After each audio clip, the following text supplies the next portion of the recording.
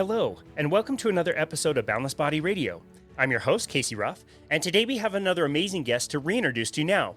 Vic Basmadjian is a returning guest on our show. Be sure to check out his first appearance in episode 387 of Boundless Body Radio. Vic Basmadjian is an advocate of low carbohydrate and ketogenic diets after recovering his own poor health. At age 55, he was obese, weighing in at almost 300 pounds, and had high blood pressure and sleep apnea. Over the past few decades, Vic had repeatedly attempted to lose weight through calorie restriction, and although he had often lost significant amounts, he had never been able to sustain weight loss. It finally occurred to him that cutting out refined carbohydrates, such as rice, potatoes, and pasta, seemed to help with his weight loss efforts. Vic has used the ketogenic diet to sustainably lose 100 pounds while improving his health and quality of life. He has now turned much of his attention to helping others. In other exciting news since we last spoke in 2022, Vic has also become an accredited metabolic health practitioner through the Society of Metabolic Health Practitioners and a certified health coach at Dr. Tro's Medical Weight Loss and Direct Primary Care. You can find Vic on Twitter at LowCarbBeast and on Instagram at TheRealLowCarbBeast. Vic Basmadjian, what an absolute honor it is to welcome you back to Boundless Body Radio. Thank you so much, Casey. It's always a pleasure to catch up with you and have some conversation. And I really appreciate you giving me the opportunity to come back. Absolutely. It's such an honor to host you. I really love the episode that we did before. And it was really interesting for me to go back and try to find that episode to listen to it again and realize how long ago it was. It was in 2022. I didn't realize this much time had passed. We talked in that episode about having you back on to talk about your experiences at a health conference you were going to attending. And you've already attended too. Yeah, it's funny. So we were talking I believe we were saying that we'll maybe get me back on after I attend, because we mentioned that I was going to be attending in Boca in 2023. And I guess time flies. And I attended Boca 2023, then I attended Boca 2024. So yeah, time flies. It's been a while. It's been a while and a lot of change in that time. A lot of change. Definitely. So technically we are correct in inviting you back after attending that first conference, but now you just attended too. So really glad to host you back on. So it has been long enough. I think it would be valid to talk about your personal story before we talk about some of the recent experiences and things that have changed. I kind of forgotten how powerful your story had been and how many times you had attempted to lose weight, like we alluded to in the introduction. Do you mind refreshing our listeners about your own personal story and how you were able to find low carbohydrate diets? No, not at all. My pleasure. And I always like to bring it as an example so that if people listening and they might be in the same boat and same situation can bring some light to them that there is hope. There is a way out of this, as we call the obesity trap. And that's what it was. It was a trap. And when you don't have, the right guidance or the right help or the right approach, it's pretty tough to get out of. But now, thankfully, through our community, we have all, so many people that, be it doctors, be it coaches, be it trainers, be it, all kinds of wonderful people in the community that can help people. And there is hope. So I hope my story brings some kind of hope to people who are listening, and to know that there is a way out of that life. So yeah, obese since childhood. From as early as a young age of 7, 8 years old, used to call it chubby, call it overweight. But I mean, now knowing what we know, the parameters, I was probably clinically obese at as early as, 8 years old, 10 years old. And just a lot of weight, a lot of excess weight. Comes from a, Armenian background. So Armenians love to eat. I mean, everybody loves to eat, but our culture in particular is a very rich cuisine, and it's food for us. It's the way to show, as it is in many other cultures, to show love, to show respect, to have a good time, and it's always surrounding eat and food and abundance of it. So there was never a lack of a lot of food and not necessarily the right dietary choices. I mean, yes, we had the right choices, but we had a lot of carbohydrates involved in the cuisine as well. So yeah, put on, from a young age, I would consider myself obese from a very young age, obese throughout high school. I was probably, upon graduating high school, I was already around anywhere in 250, 260 pounds. And never really an attempt to try to even lose weight up until that age of 15, 16 years old. Always obese.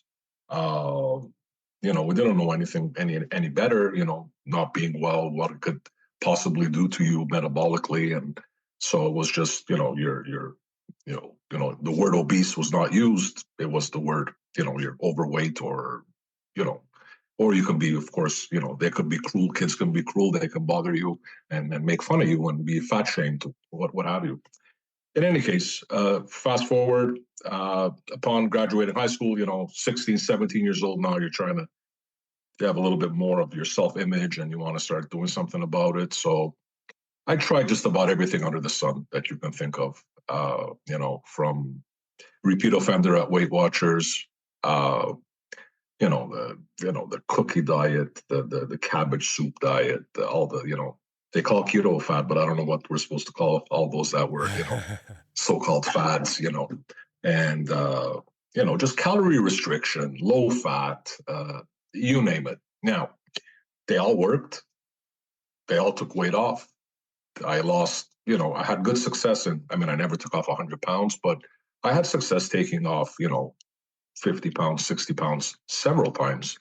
Now, taking it off was not a problem. It's let's talk about maintaining, and that becomes a totally different issue.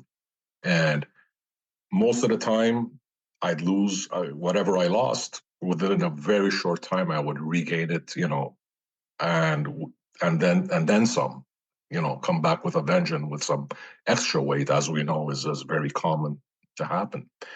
And so like I said, they say keto is not sustainable, or low carb is not sustainable, or carnivore is not sustainable. But I beg to differ. It's all the other lifestyles that were unsustainable. Okay, and I'm telling you, I've lost to a total of hundreds and hundreds of pounds of gain and regain. Okay, and what you realize is that what the key is to our low carb, keto, carnivore lifestyles are that we were constantly white knuckling the other ways. We were hungry, we were starving. It's just like calorie restriction, and you're hangry, and you're just hanging in there for dear life to lose the weight you want to lose. And once you've lost your weight, it's a free for all. You start eating again, and no lifestyle change, no address of lifestyle change, no address of dietary change. Just calories in, calories out. I mean, we can talk about that. What that's worth, at least we speak about that a lot. It's not necessarily cut and clear. Calories, yeah, they do matter, but is it the whole tale? Absolutely not. So, until I found the low carb lifestyle, I was never able to sustain it. And lo and behold, in 2018, I had the good fortune of coming across low carb, keto, a wonderful community, wonderful people, got a lot of support, and I embarked on this lifestyle. And now into year 7, I have sustainably kept off my weight. I'm I'm advanced in my years. I'm not a young boy anymore. I'm 62. So much for losing lean muscle mass. The older we get, I think I think I have more muscle now than I ever did. I'm not bragging about it. I'm just proud of it, and something I thought would never be possible. And feeling great, no metabolic issues, off all medication, off 30 years of blood pressure medication, no more CPAP machine. I used to be on CPAP therapy. I think for some whatever reason we had forgotten to mention in the first episode was because I went back to listen to so we can catch up, and never mentioned that I was also pre-diabetic. And so no longer pre-diabetic, no longer pre-diabetic, no more blood pressure, no more CPAP machine. All metabolic markers are good. My doctor can't even argue that he wants to put me on a stand because even all my lipid panel is good. So, because we eat too much fat and it's dangerous, but somehow I must be a unicorn. My my lipids are fine, thank God. Wow. So that's a little bit of, without rambling on too much, that's pretty much my story. And then like you mentioned, I got the passion to how can I not spread this success and try to help other people find the same success and give them hope. That's amazing. Well, you talked about diet sustainability. I'm kind of confused. What was not sustainable about the cabbage soup diet? It sounds Yeah, I delicious. mean, yeah, delicious, and but you're, starving. You're constantly just, I mean, repetitive. No change. No, Now everybody can pick on that argument that any type of protein is repetitive as well. But hey, I can choose from 7, 8, 9, 10 different kinds of proteins, right? Doesn't have to be in like that. This picture they try to paint that we're only eating this particular protein or that particular protein. Our choices are so much. I mean, doesn't not repetitive to me. Not and I'm certainly not hungry after I'm eating a good portion of protein. Yeah. Whereas when I'm having a cabbage soup, it's in about an hour I'm starving again, right? Starving. Yeah. I love picking on the cabbage soup diet. I came across a diet book once, my favorite diet book ever, that was the new cabbage soup diet. And I'd never picked it up, but I've always wondered, like, what is new about this? Is it like different kinds of cabbage? Is it 20% more cabbage than before? Like, what did you change about this? It seems like an absolute nightmare. I want to talk about your quality of life, but before we do, while we're on this topic of what we're seeing as far as calorie restriction, we'll use the cabbage soup diet as an example. The sustainability, explain the calories in, calories out model and why that doesn't last long term. Well, I mean, the calories in, calories out. I mean, it's again, yes. I mean, again, the whole argument and all hell breaks loose on Twitter and what have you. That 2,000 calories is 2,000 calories, and no matter how you break it up, it's calorie expenditure and what have you. Yeah, but what's the level of satiety that calorie is giving you? Uh, and I mean, as far as we know that we see a lot of studies now that when you're taking in 2,000 calories of protein versus 2,000 calories of carbs, you're not getting the same. You're actually getting. You can probably take in a lot more in protein and to get that same energy as the carbs, right? So it's not the same. It's just not the same. I mean, how can anybody tell you that 3 donuts, okay, probably totaling up to 1,000 calories, is the same as about eating 13, 14 eggs? Where's that going to leave you on the satiety level, on the satiety, the energy of when's the next time you're going to be hungry?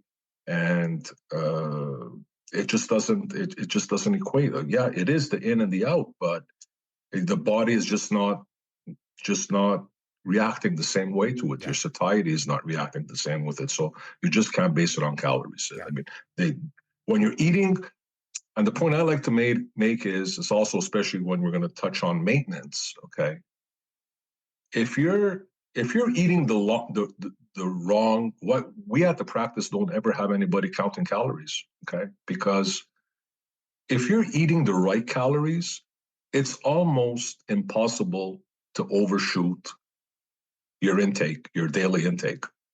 It can be done. I'm not saying it can't be done, but generally, most people, if you're eating the right intake, the right foods, you're not going to surpass your basal metabolic rate, what you need to take in. But if you're eating the wrong foods, yeah, for sure, the calories matter, because you can hypothetically go to a barbecue and be taking in 2,000 calories of Doritos and nuts before you even start your meal, right? And you're still starving, and you didn't even begin. So then why do calories? Well, that's when calories matter. But if you're sticking to the right food, chances are your cutoff point is you're gonna get satiated, and you're not gonna go overboard, and you'll be fine. Yeah. Ben Bickman and I had a conversation about this not too long ago. And the hormones are powerful in both directions. I really like mentioning this, that like he mentioned it in our conversation 3 separate times where he said, hunger always wins. If you're feeling hungry, don't count on your, inner strength or whatever to be able to help you, because it's not going to work. Those hormones are too powerful. The opposite also happens when I go to a Brazilian steakhouse and I think I'm going to be there for 6 hours. And after about 45 minutes, I'm so stuffed, I can't even like take another bite of this delicious food that was so tasty a minute ago. And I think about calories in, calories out. And I do respect this person for showing up to Low Carb Denver when Low Carb Denver 2023 invited Lane Norton, who's a big calories in, calories out guy. I have to say, I respect his decision to go. I do not respect the way he's treated people in our community and just using his social media to like make fun of people in our community. So it wasn't exactly the warmest reception. And he talks a lot about calorie balance and weight balance. It's almost like, fine, let's concede that. And just say, maybe it is, and that's fine. But you're only talking about weight control, where I talk to you and everybody else in this world, and it's like my sleep apnea is gone, my prediabetes is gone, I'm adding lean mass, like you said, your bone density is getting better, your brain is functioning better. That's not weight control. This is the only diet I've ever had people go on where after a very short amount of time, they care a lot less about their weight and body fat, and they care more that their joints don't hurt, and they stop forgetting things, and they're not falling, or name all these other amazing benefits that have nothing to do with weight. Right. That's right. And it's like, to your point, like I said, I've lost weight several times. And with all the other approaches, when I lost 50, 60 pounds, my blood pressure did not improve with those approaches. Yep. Because it was just everything in moderation and eating whatever you were eating, moderating and still eating, whatever it was I was eating. Again, calorie counting. That's all it was. So is it a coincidence that on low carb or on keto, the blood pressure seems to be, is insulin resistance is improving and things are, is it just like a miracle it's happening with that? No, there's reasons for it. There's reasoning with hormonal function, and it's like, it's not, this is what they don't look at. They're just calories. But my blood pressure never improved on the other approaches, but my blood pressure started improving on low carb way before I had lost 100 pounds. Okay, I was, for all intents and purposes, off. I mean, I got weaned off progressively because it got lower and lower and lower, but I think at about the 50-pound mark or 60-pound mark of weight loss, I was completely off them. Okay, where it was not the case on the other one. So yeah, to your point, there's a lot more than the scale and the weight, right? Yeah, very good point. I love that. Okay, so you mentioned all of the things that you made better. The sleep apnea going away, the blood pressure, all that weight loss. Practically speaking, if somebody were to know nothing about those things and know nothing about what it feels like to have them or not have them, practically speaking, especially as you look around and see other people that are your age, what is your day-to-day like? Why are those things better for you? Like what things do you get to do that maybe other people that you observe maybe don't get to do? It's so life-changing in so many aspects, in so many ways, that it's crazy. It's you just feel like, it's crazy to say, at 62 I feel better than when I was 30. Okay, and you're able to do so much more activity. I'd mentioned, a couple of years back, we had gone to Greece for a vacation, and there was this one particular area that's very, very common thing to do in Greece, to climb the top of that summit and mountain. And it's something that it still gets me emotional. I climbed the top, and the old me would have had to probably call an ambulance to take me away. There's no way make it to the top. I said, I can't believe I just did this. Okay. It was like, I got to the top, and it's crazy. I said, I wouldn't be able to do this 30 years ago. Okay. It just doesn't make sense. And I just got to the top and had no problem, no struggles. On a daily basis, I get up in the morning, I have energy. I'm not struggling. I used to come, midway through the day, I'd run out of gas. I'd have to, I was in sales on the road, and 2 in the afternoon, 3 in the afternoon, I'd have to call it a day because I'm just like out of energy. Getting home, passing out on the couch, just like having supper and just no energy to do nothing. Now it's okay, where are we going? What are we doing? And, working out, doing exercise, going to the gym. You're just feeling so much better. You finish a meal, you don't feel like you're in a food coma after a meal. Okay. Like, you're not bloated. You're not, you don't forget these feelings of how it used to be, and uh, aches, pains. Yeah.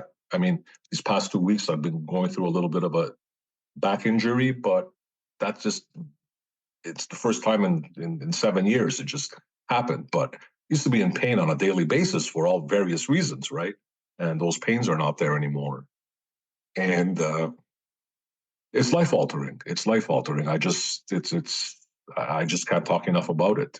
It's you're just enjoying life so much more. And God willing, one day I'll be a grandparent, and I know I'm gonna have all the energy in the world to keep up with the grandkids. And that's something in common we see in the practice, that when we're helping people, that we the people with success, that's their greatest, like, man, I was able to keep up with the grandkids, and enjoy life. That's amazing. Yeah.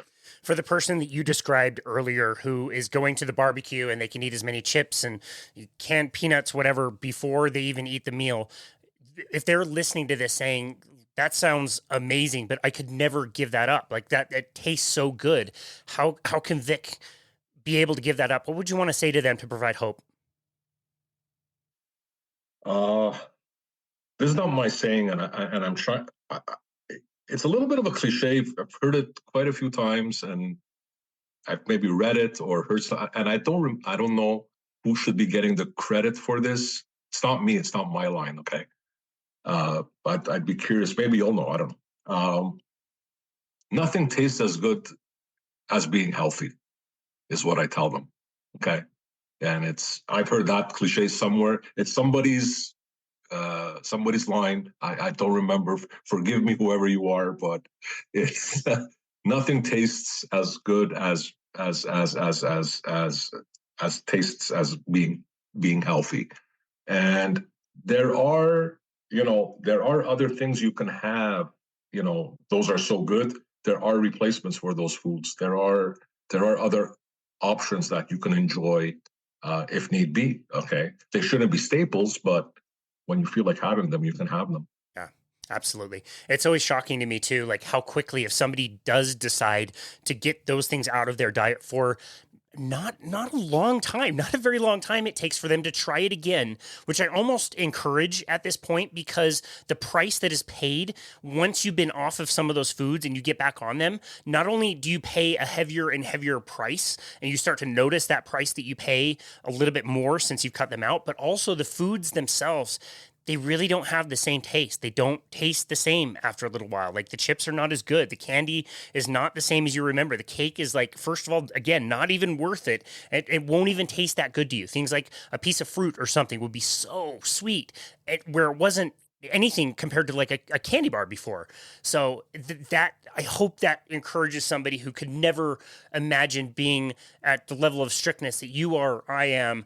I hope they can understand that very quickly that will change for them. And on that note, I don't think I can invite you on and not talk about the strictness aspect and not talk about moderators and abstainers. Can you talk about the difference and the importance of understanding who the individual is and whether they can dabble in certain things or they really just need to forget eating those things for their entire lives, essentially? Yeah, no question. It's not this lifestyle approach is not a one size fits all. There's different people and different different different ways of how people are wired, and some people need to abstain to find success on their journey, and you know using replacement options are just not an option for them because they are wired in a way that you know they just can't control it. They're still going to go off board, whether it's a replacement, whether it's sugar, or whether it's erythritol or monk fruit or allulose, or if we're talking on the sweet side of things. And replacement is not an option. It's just like they just can't control it. Now then you have the other people that not having replacements is not an option. Okay, because if they don't have the options, they're not gonna conform. They're not gonna go on. And knowing that they can have those replacement options, and again, as long as it's made out to be that, it should not be a staple. It should be a replacement. It should be a crutch. It should be only when you're getting that craving that you are having that. I mean, surely if you're going to be having a keto-fied dessert every single day, you know what? Chances are you're going to get yourself in trouble. But if you're on that, you're feeling that, hey, Casey, if I don't have a piece of whatever sweet today, I'm going to fall off the wagon completely. I'd rather have that person have that, you know, have that replacement just as a crutch. And we make this very clear. It cannot be. So kind of like it's it's training wheels for the people who need it, and it works for, and they're totally fine. I was one of these people. I needed training wheels for pizza. Okay, so Fathead was my savior. Fathead pizza, and I used to have Fathead pizza every second week at the beginning of my journey. Ask me how many times I have pizza today in a year. You know, like you mentioned, your palate changes, your desire slowly diminishes, and it's a natural course of as you're building your ketone bank and everything is changing. And I'll probably have pizza 3-4 times a year now versus every second week. Okay, so had that crutch not been there for me, I don't think I would have been able to progress. But that's me. So like I said, that there should it kind of upsets me when there's this argument, and particularly on social media, that some people say, no, it's abstain or nothing. If you're using replacements, it's just not going to work. Well, I can tell you that I'm with a practice that we see a lot of success with a lot of people using replacements, but we know who should be using replacements and who should be abstaining. And this, as a coach or as a practice, it's for you to do the proper assessment of which person needs which approach. Well, I appreciate that you mentioned that. I think community and group support is going to be a major part of this conversation moving forward from here. But while we're on this topic, I would love for you to comment on that. What are you observing as far as social media interactions with people with seemingly slightly different opinions about tiny little things? Do you see in this community that we're starting to miss the forest for the trees a little bit, and we're not really pulling together and addressing the major issues, like, for example, eliminating ultra processed food and seed oils and sugars and grains and that type of thing? Yeah, this is a subject that really I think needs to be spoken about. I don't know if there'll ever be a solution for it, but the community. Listen, let's say what it is. We have a good community. It's a good, strong community. I don't want to discount it. I don't want to start saying that we don't have a good community. Overall, we have a great community. It's generally, outliers that like to stir the pot, and unfortunately, and like it kind of like I don't want to leave a stain on the entire community because of a small group of people or a small group of mentality. But there is a division. There definitely is a division, and especially on social media. There's what we're going to call. We're going to take three camps and take the low carb camp, take the keto camp, and take the carnivore camp. And now we're all in the same family at the end of the day. Okay, we're all in the same family. It's all the same approach, but one is a little bit more, shall we say, it's like saying, there isn't, it's more limited of what you can have. But that's okay. The person who chose that way is going to do that way. We shouldn't be saying that. I mean, the person who's doing keto or low carnivore shouldn't be saying, well, that guy's crazy for doing carnivore. He's only eating meat and that doesn't make sense. Well, no, it does make sense for that person. That person probably has reasons for going carnivore. That person is, it's not because just for the hell of it. So, they're people who do have other metabolic issues that, they just cannot eat vegetables, or they cannot eat other, fruits or whatever it is. And they feel much better when they're eating carnivore. Now, on the flip side, carnivore shouldn't be attacking somebody who's keto and saying that, well, you know what, that's not really low carb. That's not the right way to do it. It's like,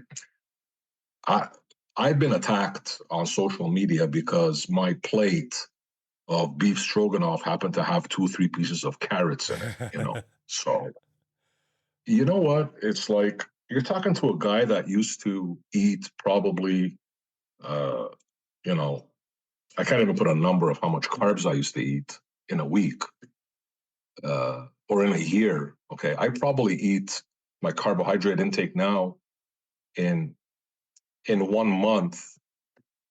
Sorry, in 1 year is what 1 month used to be. Okay, so don't, and not necessarily the type of carbs I used to have. Okay, so don't pick on me because there was 2 or 3 pieces of carrot that just gave taste to that sauce that happened to be in my plate. But unfortunately, they'll attack it and they'll call you out and they'll okay, it is what it is, and you'll see other people that are getting into all kinds of arguments, and it's just not healthy for the community. It's like don't judge what's working for. Don't judge what if keto is working for that guy. Fine. If the other person is low carb is working for them, if they're able to stay below, if they've gone to their maintenance, they're in maintenance. They've gone to their weight, and they're maintaining by staying, below 100 grams of carbs a day. That's still called low carb, right? And they're maintaining, and they're still doing okay. Don't pick on the guy. You know what? The guy's eating whatever he's eating and he's maintaining and he's switched it. He's not having all those refined carbs. He's having, complex carbs. And so he's having noise. Don't bash somebody because they're having spaghetti squash. It's like it's not. So there's that. And then, like we said before, abstaining or using replacements. You know what? Don't be judgmental of others' journey. You know what? Everybody needs a different, different help. But it's not the same. It's not a cookie cutter approach. I hate to have to use the word cookie cutter, but it's it's not the same. And so the community needs to hold each other up better than that instead of bashing because what the person's choice is if he wants to be a carnivore or if he doesn't want to be a carnivore, and nobody should be judging nobody. All approaches work. We're all theoretically under the same approach. Not only theoretically, by practice as well. Yeah. And the people who go carnivore, they may have autoimmune issues, but the other guy who doesn't have autoimmune issues has the luxury of eating vegetables. Don't pick on that guy. So he enjoys his vegetables. It's no biggie. Vic's, don't judge the carnivore for not eating vegetables. Vic's really letting his health go by having 3 carrot slices. Like that's the gateway drug. I hear first it's carrots and then it's donuts and then you're back up to 300 pounds. So we're really concerned about you and your health, my friend.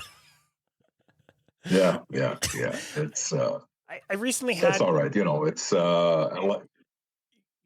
Yeah. I'm sorry? No, I was just gonna say I recently had 2 guests on my show. One person, with a diagnosis of stage 4 cancer, terminal cancer, and now no longer has cancer in his body. Another woman who was bipolar and now no longer is bipolar, and they're both plant-based. And they're talking about the benefits of plant-based ketogenic diets on my show where we typically promote a lot of carnivores. And I'm listening to them talking about plants and all the wonderful things about plants, and like my brain is buzzing and maybe steam shooting out of my ears, but they're right for themselves. Like they've done all these amazing things. Who am I to say you can't do that, or oxalates are going to be a problem? I don't know that will ever be a problem for a lot of people out there, and I just have so much respect for people that are reversing health conditions regardless of the way they do it. So I love that. I love that you address that. Thank you so much for going there with that question. We did bring you on to ask you also, what it was like to go to some of these shows. So can you tell us a little bit about your experiences going to Boca back-to-back years? Yeah, it's it's kind of like an addiction now. I think I'll be, God willing, and nothing gets in the way of it. I'll definitely be attending, every year pretty much as I can. I want to obviously one year get out to San Diego as well. That's, so like, I don't know, maybe one year I'll have to sacrifice Boca to be able to do San Diego or, maybe, I don't know, maybe eventually I can do both in 1 year. We'll see. But it's, honestly, it's something that everybody should experience. I had mentioned that I used to follow it. I still do virtually. But the experience of being there live in person is a totally different experience. Okay. And so you're meeting so many people, so many of who we call the giants of the industry, the speakers, and uh, it's amazing to see. Like you had mentioned in in our first episode of that, you said that I'll see what you mean, and I did see what you mean, and they're also humble. They take the time to sit down and talk with you, or pull to the side and talk with you and answer your questions, and they're so nice, and it's like I remember the first year I was saying, like, is this for real? What, like, happened to be sat down for lunch with Nina Teichels, uh, was having breakfast with the Unwins, and they're just like so nice, so humble, so genuine people, true and genuine people. So it's a great experience to meet them, and then you're meeting the lame people like myself and others who it was crazy. It happened to me that a few people walked up to me and said, "Hello, how are you? You're Vic." Yeah, blah, blah. You don't know who they are, but they're following you on social media and they know who you are, right? So that lit up something in me as well. When sometimes you put in a lot of time on social media for posts and this, and they say, like, is this really worth it? It's like you might not get that many reactions to a post or anything. There's more people watching than you think. That's what made me realize, and so you just meet a lot of people and friendships are created and bonds are created. And that's where the community gets stronger.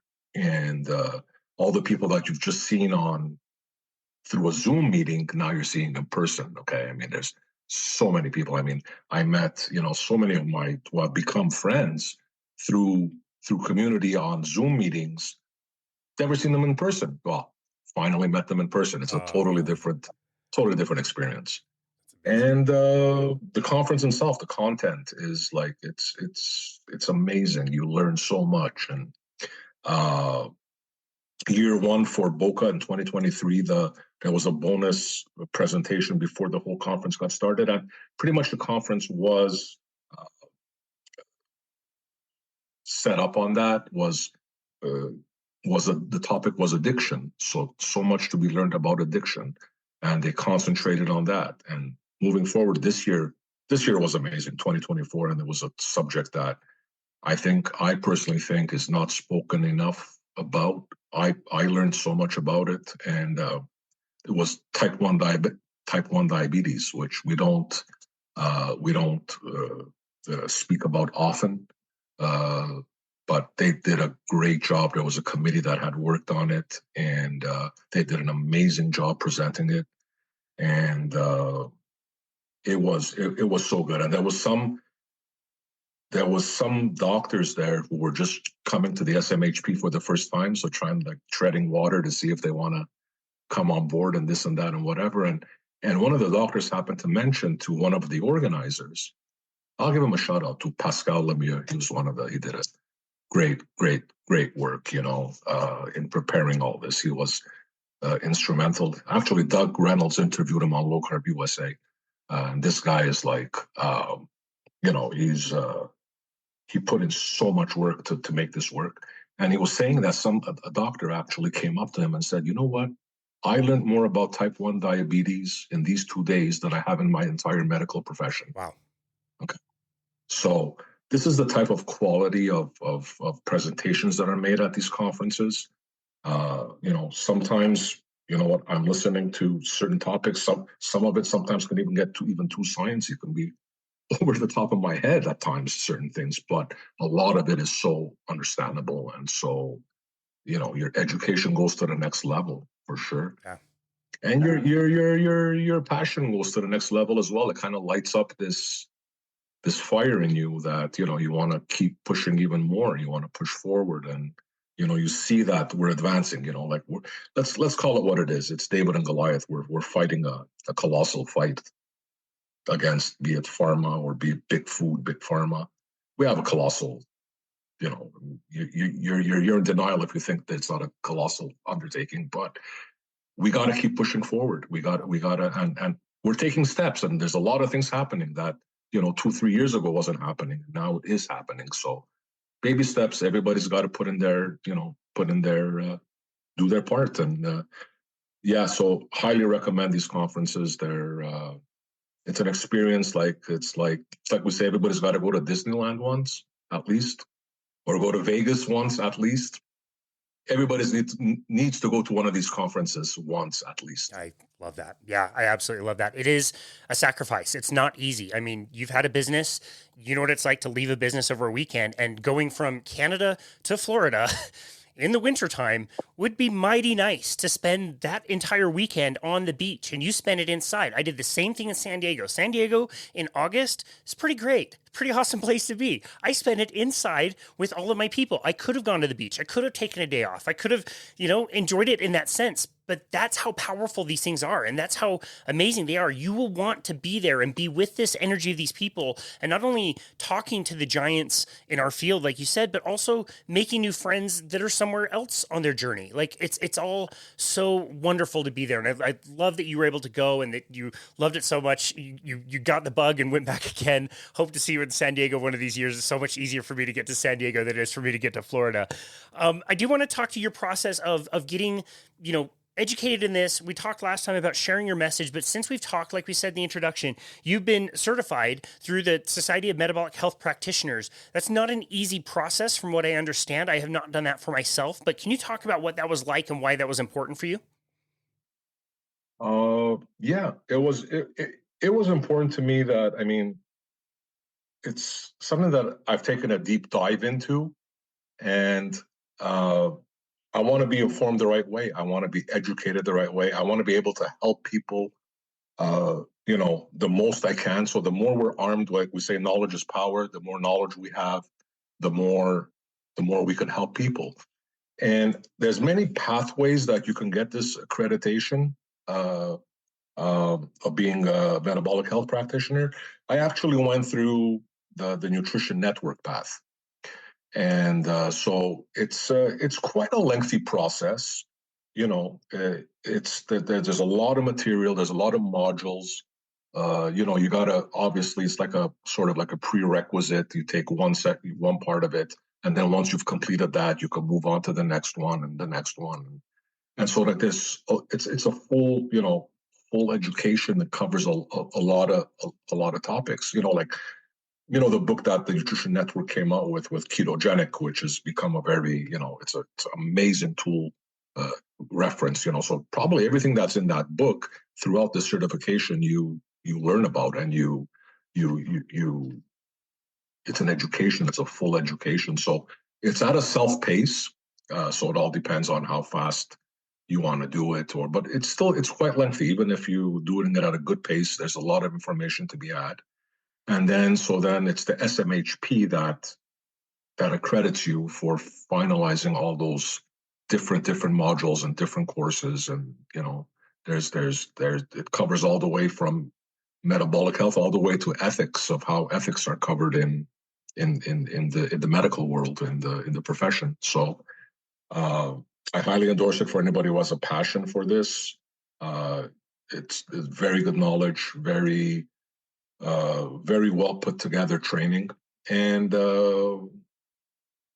I just have a passion for learning even more and more and more. It's like it's not so much to say that I learned that and I'm done. It's whatever's, they're always coming out with new material, so always continue taking, and got to keep up. Now that you're accredited, you got to keep up with the CMEs, right? So you got to keep your education going anyway. So I'm committed. I'm there to stay committed and get my CMEs and keep my certification, and keep helping people. That's great. I think somebody would see the title of Society of Metabolic Health Practitioners and be a little bit intimidated. I certainly have been before I really understood what it was.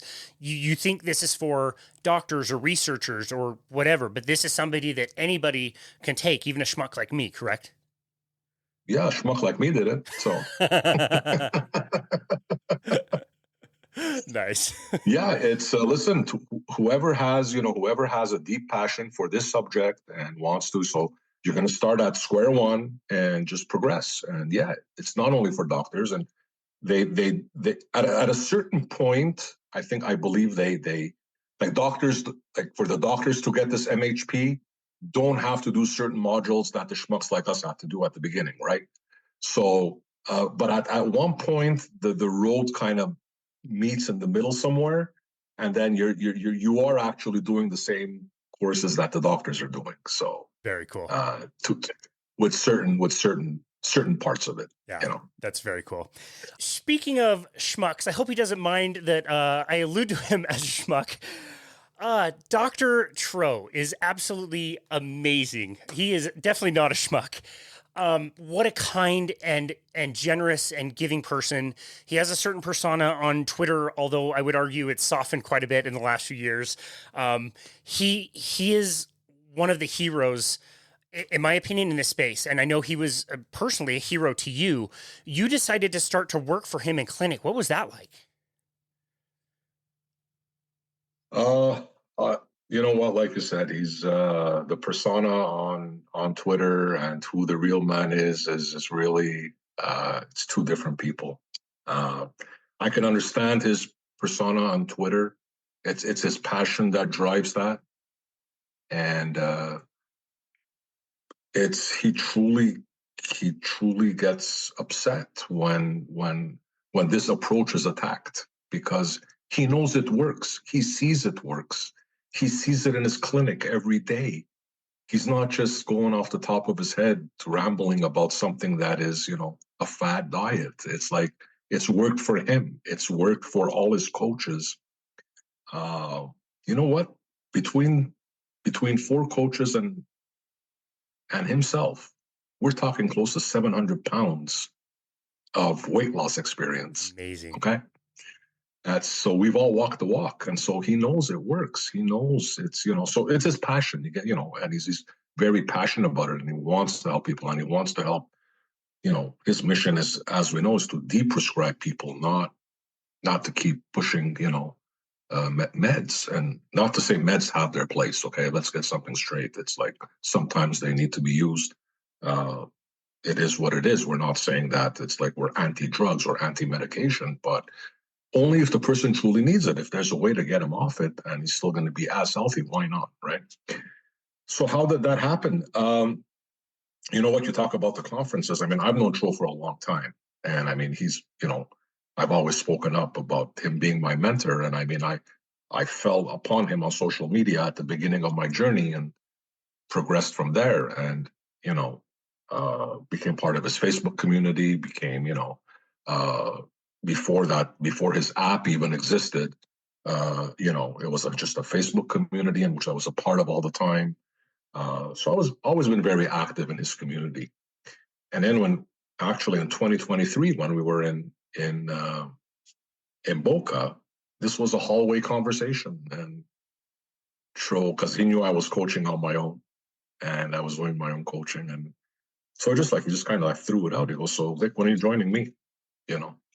When you're going to come coach for me?" And it was just a little pebble, a stone that he threw that kind of just like lit the fire. And, I still at that point hadn't finished all my certifications and my accreditations and all that. So in my mind, it was like, once I do get all the credentials, that, something that I would love to do, it would be an honor to do. Being asked by Tro that when am I going to join him, it was like, to me was, And so the time came and the moment came, and I told him I'm ready to come on board. And it's amazing. It's an honor and privilege to be part of his team. What a team! I'm telling you, we all have the same passion. We all have the same, Tro, Dr. Laura Buchanan. I think pretty sure you've interviewed her. You know Dr. Laura. She's a super person. And then our coach and program director, Amy Agus, Brian Wiley, Tia Reed just joined us recently. And so we're like a family. We're a good knit team. Oh, I forgot Mary, PA, Mary Dugancic. We all truly, genuinely care. And we bring, we really care about our patients and clients. And it's an amazing practice. And that's why I said, it's like the man, when you get to see the man in the practice, you'll see how gentle and how caring he is, he's not the names he gets called on Twitter. He's not that person. No, not at all. Not at all. And again, I don't think he's just very direct. I don't think he's rude. He just, if he's got a question about somebody, he'll call them out and ask for clarification, or he'll make a point that's very direct. And that's just how it comes across. But to meet him in person, and meet all the people that I've been able to meet, not everybody on that list, but a few of them in person, they're just the nicest, kindest people that want to do everything to give back, which is amazing. You mentioned that you were doing some limited coaching on your own before. After going through the process of getting certified and working with Tro and this amazing team, what things have you gotten better at as far as the coaching? What things have you learned and been able to implement that you think have been more effective at helping more people? Well, as the saying goes, the more we coach, the better of a coach we become. Okay, so I'm obviously, I was doing, coaching for myself, and okay, that was helping me too. I mean, it's the more experience you get, the better coach you become. But now, being part of Tro's team is it's a totally different story. I mean, I was just being a health coach on my own, and there's no medical team behind it, and there's no, program behind it, and courses, and like this is like a whole package. It's a whole deal, okay, that is available that I did not have. And the biggest thing is the biggest battle I used to find was, okay, like how I used to take on a client and make them sign a waiver saying I'm not a medical professional, speak to your doctor. And well, guess what? Half the time when they asked their doctor said, you're crazy, don't do this diet, right? So that was a barrier that I had to fight against, which I no longer have to fight against that barrier, right? So it's like when they're coming to Dr. Cho's medical practice, the person is already, the doctors are there. And so they know that the doctor that they want to work with, they believe in this thing, and they know that their metabolic care is being looked at as well at the same time. So it just becomes a whole complete package. And then it's just the whole approach, of how we put the whole program together. And I've become a better coach because, and you realize, and we spoke about this with Tro on the podcast, was, what, so much of this is more habit than food, behavior change. And so we address a lot of that in the practice. Okay. So, I mean, we do talk about food as well, obviously, but if we can't help people understand of how to manage their hunger, how to manage their cravings, how to manage their feelings of deprivation, how to navigate social situations and mental health and emotions, if we don't teach them that this is all a part of it, sleep, stress, this is not only about food, is what the message we got to get across, okay?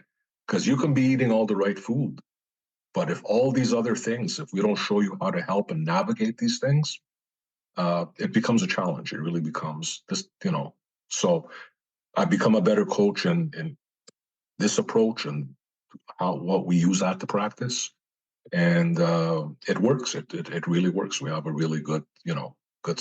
It's always a challenge. It's not easy, but we have a good success rate, and I think I've become a better coach because of it. With all these tools that all these by learning this approach that Dr. Tro uses. Amazing. Yeah, I've heard him refer to the program as like having AA. We have AA for our cars, or no, it's not AA, AAA. We have AAA for our cars that we can call if we break down or whatever. We don't even, most of us have that or have it covered with our car insurance, but none of us have that with health, our own personal health. And that's a million times more important than your car. You know what I mean? And so I really like the way he's approaching that. And I like the way that you addressed managing things. And I look at my own life and different habits that I've been able to improve over time have been a gradual process. Anytime I've decided to do something and take something on and say, like, okay, from today on, I'm going to have this goal. I'm going to hit this goal every single time. The more I've done that, the less that habit has stuck. The more I've been able to say, okay, I did this activity this many times in a week or in a month. Now I've got a target to maybe do that a few less or a few more, depending on what the goal is. And I've got a client, that I worked with today that she's got this goal of 10,000 steps a day. She's been averaging about 4,000 steps a day, and she's been walking more, which is great. But she's like getting upset with herself that she was only able to walk 10,000 steps 3 days last week. And it's like, whoa, whoa, whoa, whoa, whoa. Look at the bigger picture. Add them up over the course of a week or a month or whatever, and just understand we're not trying to do this overnight. You didn't get here overnight. Let's take a gradual process and let's get there eventually. Let's just make small improvements, and with small improvements, you'll be able to accomplish so much more, and that's so apparent in your own story as well. Yeah, and it's just like we tell a lot of our clients, it's like, and our patients, and you know, it's like, don't beat yourself up. They're so used to getting beaten up. They're so used to throughout their whole life being told it's your fault. You know what? You messed up. You screwed up. You whatever. You know what? Okay, so you know you're gonna have a stumble. It's gonna happen. It's like it's okay. Like you're not a unicorn to be perfect from day one. You're gonna have to build up to it, and so they get this support, and they feel this. They see when you're in a community, they see that they're not alone. They see everybody's pretty much going through the same struggle, right? And so when this is pointed out, and when you're not pointing the blame at them, and you're telling them that what they're going through is totally normal, and that we're going to give you the tools to help you navigate this, it's a game changer. Okay, it's because they're just used to going to. I don't know. I guess Weight Watchers is my whipping. I just like beating up on them. And because I remember, because I was a repeat offender. So you go there, you get on the scale, and you haven't lost weight. And well, you must have screwed up on your points. You must have eaten too many points, or it's like you're at fault. They didn't do anything else but tell you to eat this many points. Didn't prepare you for anything. Didn't educate you in anything. Didn't address sleep. Didn't address stress. Didn't address how to navigate certain situations, and it's all your fault. You messed up. They didn't teach you how to deal with your hormonal changes that could be going on. But it's all about the points. Nothing else matters. So people are used to being blamed, and we got to take that blame off them and know that they weren't given a fair break with all those other approaches. Yeah. If I look at my nutrition manual, which is right there, that is my general nutrition coaching certification manual from a very, very highly respected company. One of the better certifications you can get for nutrition coaching in particular. It's centered mostly around behavior change. And the behaviors that, the behaviors that we give people, there's so many different behaviors we used to coach for. Did you eat lean protein with every meal? Did you get 5 different kinds of vegetables in your day? Did you balance your carbohydrates with the fat, keeping the fat low? And there was just, did you eat until you were 80% full? There's all these like really obscure things that you could coach doing this way of nutrition coaching in a way that would keep somebody trapped and make them feel like it's their fault. They didn't do everything perfectly. They didn't track perfectly. And it was just such a great way to keep people in that mentality, which sucks. We never got anywhere with anybody. It was terrible. Yeah. Yeah. It's always throw the blame on the individual. It's like, instead of helping them out and guiding them and showing them, explaining to them why they stumbled, explaining to them that, let's say if they're, I mean, I'll push the envelope a little bit, like let's say you have somebody that started, so many people embark into intermittent fasting, and they say, oh, this intermittent fasting doesn't work. It's like bullshit and what have you. But they probably pulled that lever way too fast. They probably weren't ready to go into intermittent fasting. Okay. So they just go on the internet and they see all the hype and eat whatever crap you want. And as long as you're keeping it within a certain window, they're not fat adapted. They're still glucose burners. And so then they say, well, intermittent fasting is a scam as well. It doesn't work. And well, no, because you weren't ready and you weren't fat adapted, and that's why you suffered. Okay. And, we have groups like this, like for this month, it's it's fasting February month. So I've been running a fasting group every single Thursday. We call it the no lunch support group. So everybody attends that meeting, and we get together and we talk about the success and this and that. And sometimes the group people motivate you as a coach. And so as a support, I jumped in with them this week. And so as we speak, I'm at 6 o'clock tonight. I'll be finishing a 72-hour fast. So, and I did that to jump in on support with showing the others that I'm engaged as well. So they motivated me, and I motivate them, and so it's all community and showing them the right way, and maybe telling some people, well, maybe you're probably good for now on a 16/8. Don't try an extended, or so. Let's one step at a time. So all this guiding, this is the difference of becoming a better coach and being part of an amazing community. Wow. Well, anybody would be very fortunate to be coached by you in that way. I absolutely love that. I know that Ben Bickman kind of talked about that in Boca as well, trying to white knuckle the fasting thing before you've taken this step, like you said, to get fat adapted. The religion that Ben Bickman belongs to, I used to belong to, and we had every single month, we called it Fast Sunday, and you would fast for 24 hours inside of a Sunday. And I half joke with people, like really half joke, like you would spend the one day absolutely miserable, and then you'd spend the 29 other days being absolutely miserable because you knew the next one was coming up. Where now, like once you're fat adapted, fasting for 24 hours is no problem. Easy. You might get a little like rumble in your tummy, but it is not like the suffering you go through before. And you're right. People see. Yeah. I mean, we get that. I mean, especially on the extended fast, you'll get that, that Mr. Grelin will start poking at you at a certain time, but it's not linear, and this is what people need to understand, right? It's like, so it might wake up for myself. I mean, it's different for everybody. When I'm doing an extended fast, I know Mr. Grelin is poking me at about the 25 to 27 hour mark. Okay, now once I get by that 25, 27 hour mark, then he's going back to sleep, and I'm on cruise control. Okay, and but people think that 25-hour mark, as soon as the hunger hormone hits, they say, I don't stand a chance, it's time to eat. So again, if they're not educated about it, if they're not fat adapted, it's going to be harder to fight against. And so that's what it is. Yeah. Well, I love that you mentioned ghrelin kind of poking, and that poking, I'll say, is that gentle kind of tap on the shoulder. One of my former podcast guests, Aranda Wickramasinghe, referred to the hunger being a bully for his life. You know what I mean? Versus being a friend and being like, hey, yo, what's up? I'm hungry. Do you want a meal? No, it looks like you're busy. I'll come back later. And it's such a difference. I like that. I like that. It's a nice little poke or a tap on the shoulder. It's not a 2x4 whack to the face like it used to be. Totally different. Vic, this has been amazing. I love catching up with you. It's been way too long. I hope that I will be able to run into you in person and meet you at one of these conferences. They're absolutely wonderful.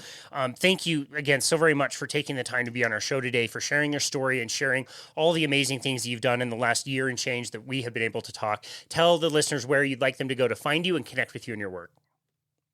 Yeah, they can find me on social media. You can find me on Twitter under the handle of Low Carb Beast. On Instagram, you can find me on. Somebody had taken Low Carb Beast, so I had to put the real Low Carb Beast on Instagram. I was gonna ask. That's why I made it the real, because it was taken, so I had no choice. And you can shoot me an email at vic@drtro.com, and yeah, that's about it. You can find me on any of these platforms. Come join us on the app. For those who want to join us on, you can join us on the app, on the Dr. Tro app. It's a wonderful community we have, and for those who want to join us, please just on any Apple or any platform, or even on your computer, you can just download the app and get some support. That's excellent. We will link to all of that in the show notes. Vic, like I said, so appreciative of everything you've gone through and your constant drive to improve yourself, improve your coaching, and continuing to help people out there. It's very, very inspiring. We're just so grateful for you and everything that you've gone through, and your, again, willingness to share that with people all around you, the people you coach, and with us today on this episode. So thank you again for appearing today. Yeah. Really honored to host you again. Crazy, Casey. It's my pleasure. I appreciate you. Right back at you. You have an amazing platform, which you do tremendous work on. I really appreciate the work you do, and I'm humbled and honored to be on your podcast. And besides, you're the only guy that, when people tell me I'm crazy when I'm eating 12 eggs, You're the only guy on social media I can point out and say, well, look, this guy's crazier than I am. So You're halfway there. Come on, 12 more. Yeah, I'm way behind this guy here. So yeah, kidding aside, much respect, my friend, and thank you very much. Well, thank you. I will take that as the highest compliment and the highest praise coming from you. I really, really appreciate that. Very kind words from you. So thank you again for appearing. And this has been another episode of Boundless Body Radio.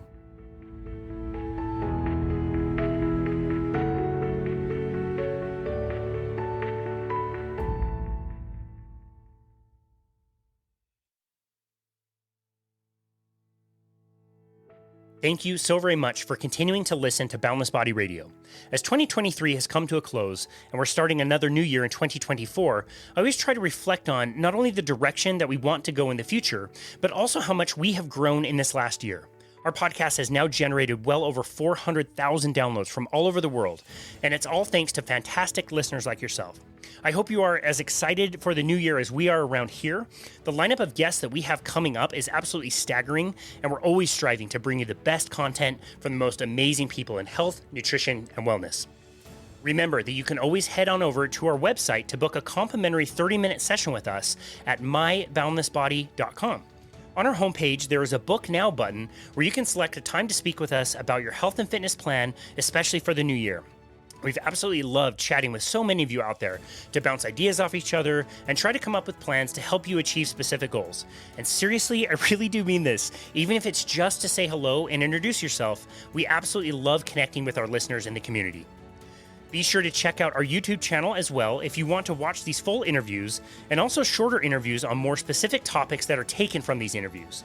We've gotten really great feedback over there, and it's also a really fun way to interact with people who comment. We read and reply to every single YouTube comment we get, so be sure to subscribe to our channel and leave as many comments as you like to keep the conversation going. And of course, if you haven't already, please leave us a 5-star rating and review on Apple Podcasts. It really is the best way to make sure that the podcast gets out to more listeners. Your 5-star ratings and reviews are the best way to support us here at Boundless Body, and to support the podcast at Boundless Body Radio really only takes a moment, and it's very meaningful to us. Cheers to 2024, and thank you again for listening to Boundless Body Radio.